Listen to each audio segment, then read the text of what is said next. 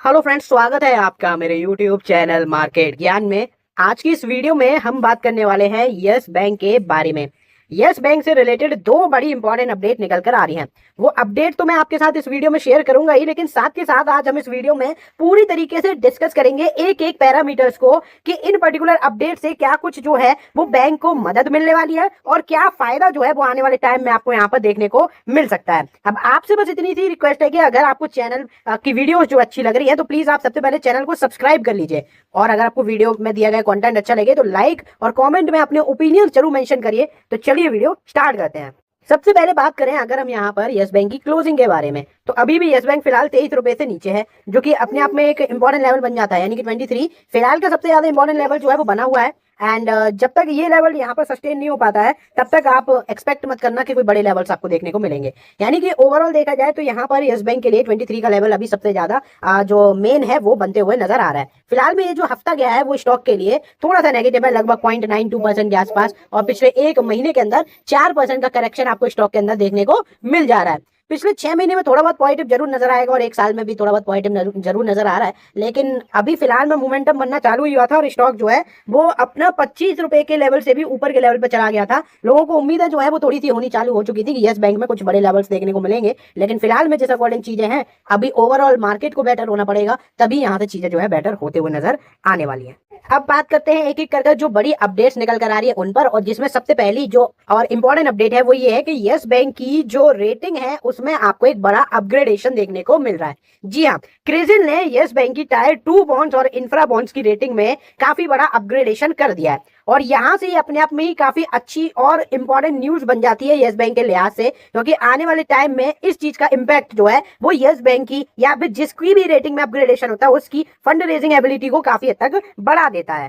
तो yes bank की जो सीडी है यानी कि जो सर्टिफिकेट ऑफ डिपॉजिट्स होते हैं उनकी short term rating A1 positive बरकरार रखी गई है, और बाकी के टायर 2 बॉन्ड्स आपको जैसे कि मैंने बताया कि वहां पर इन्होंने उसको अपग्रेड कर दिया है। अब बैंक की रेटिंग बढ़ने का मतलब क्या है? बैंक की रेटिंग बढ़ने का मतलब ये है कि जो बैंक है उसकी बैंक की जो कर्ज चुकाने की क्षमता है ना वो पहले से बेहतर मानी जा रही है, और जब चीजें थोड़ी सी बेटर होती चली जाती है कंपनी साइड से, फंडामेंटल साइड से, तो फिर बाकी की चीजें भी अपने आप इंप्रूव होती है। जैसे कि यहाँ पर यस बैंक की जैसे जैसे बैलेंस शीट इंप्रूव हुई, फंडामेंटल्स इंप्रूव हुए, वैसे ही फिर रेटिंग्स भी अब इनकी बेटर होनी चालू हो चुके हैं।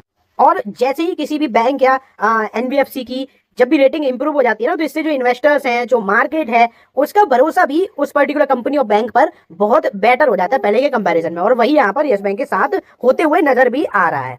मैं कॉन्टिन्यूसली आपको बताते हुए भी आया हूं काफी टाइम से कि चाहे स्टॉक का परफॉर्मेंस उतना बेटर हुआ हो या ना, चाहे स्टॉक में तेजी आई हो या ना, लेकिन यस बैंक की जो फाइनेंशियल सिचुएशन है ना वो कॉन्टिन्यूसली बेटर हो रही है, और ये आपको इनकी बैलेंस शीट और क्वार्टरली नंबर से भी नजर आ ही जाता है। सबसे ज्यादा हाईलाइटेड चीज अगर आप यहाँ पर देख रहे होगे वो ये है कि बैंक का मुनाफा जो है यानी कि जो बैंक की प्रॉफिटेबिलिटी है वो हर क्वार्टर पर बढ़ रही है, और इस बार भी अच्छी खासी लेवल पर यहाँ पर बढ़ते हुए नजर आई है। बैंक की अगर डिपॉजिट जुटाने की जो लागत है, मतलब आप जब भी कोई भी चीज लाते हो ना तो उसके पीछे आपको कॉस्टिंग खर्च करनी पड़ती है, और जितनी ज्यादा कॉस्टिंग है मतलब एक्सपेंसेस है उतना ज्यादा आपका प्रॉफिटेबिलिटी पर इंपैक्ट पड़ता है नेगेटिवली। फिलहाल में कंपनी के जो डिपॉजिट जुटाने की जो लागत है ना वो पहले से काफी हद तक कम हुई है। बैंक की एसेट क्वालिटी इतनी ज्यादा इंप्रूव हो चुकी है कि जो एक टाइम पर यस बैंक के लिए सबसे बड़ी दिक्कत वाली बात हुआ करती थी वो फिलहाल में यहाँ पर काफी ज्यादा बेटर सिनेरियो क्रिएट कर रही है। बैंक की नेटवर्थ इंप्रूव हुई है, बैंक की कैपिटल इंप्रूव हुई है, बैंक के पास अभी काफी ज्यादा पूंजी जो है मौजूद है, और आने वाले टाइम में जिस अकॉर्डिंग ये प्लान कर रहे हैं, जिस अकॉर्डिंग इनकी प्लानिंग है, अगर सेम डायरेक्शन में एग्जीक्यूशन हो जाता है तो ये जो इनकी पूंजी है ना, कैपिटल जो है ना वो और ज्यादा बेटर हो सकती है।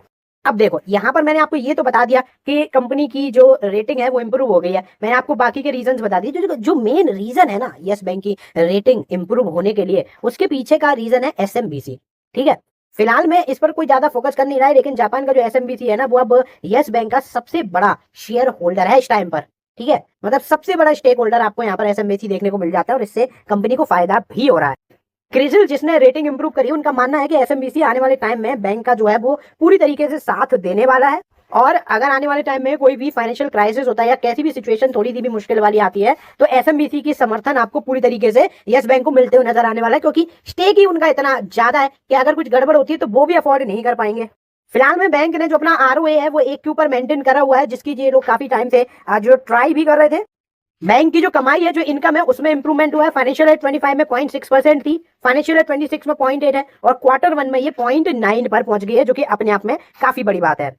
अब ये आपको सब बताते हैं कि कंपनी का जो मुनाफा है वो बढ़ रहा है, प्रॉफिट बढ़ रहा है, लेकिन बहुत ही कम लोग आपको ये बताते होंगे कि आखिर इसके पीछे का रीजन क्या है। तो सबसे पहले देखो, अगर आपके पास जो डेट है ना, उसके लिए आपको प्रोविजंस करने पड़ते हैं, ठीक है। लेकिन जैसे जैसे वो सारी चीजें बेटर होती जाती है, तो प्रोविजंस भी आपको कम करने पड़ते हैं। फिलहाल में कंपनी को यहाँ पर कुछ रिकवरी भी हुई है। मैं अपनी वीडियोस के थ्रू आपको बताते रहता हूँ ना कि जो नोटिस आए और ये सब चीज आई है जिसमें इनको इतना पैसा मिल गया, इतना पैसा मिल गया, तो पुराने एनपीएस से रिकवरी भी हो रही है साथ के साथ, जो कि प्रॉफिटेबिलिटी पर पॉजिटिव इंपैक्ट कर रहा है।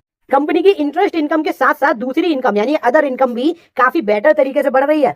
एक चीज जो और ज्यादा पॉजिटिव है वो ये है कि कंपनी के यहाँ पर जो निम है ना, नेट इंटरेस्ट मार्जिन, वो काफी ज्यादा स्टेबल है। ब्याज दरें अप्स एंड डाउन हो रही है, लेकिन फिर भी इनका निम जो है वो स्टेबल है। लेकिन बेसिकली अभी भी बहुत सारे चैलेंजेस बाकी है यस बैंक के लिए, जैसे कि इनकी जो कमाई है ना, वो अभी भी बाकी के बैंक के कंपैरिजन में बहुत हद तक कम है।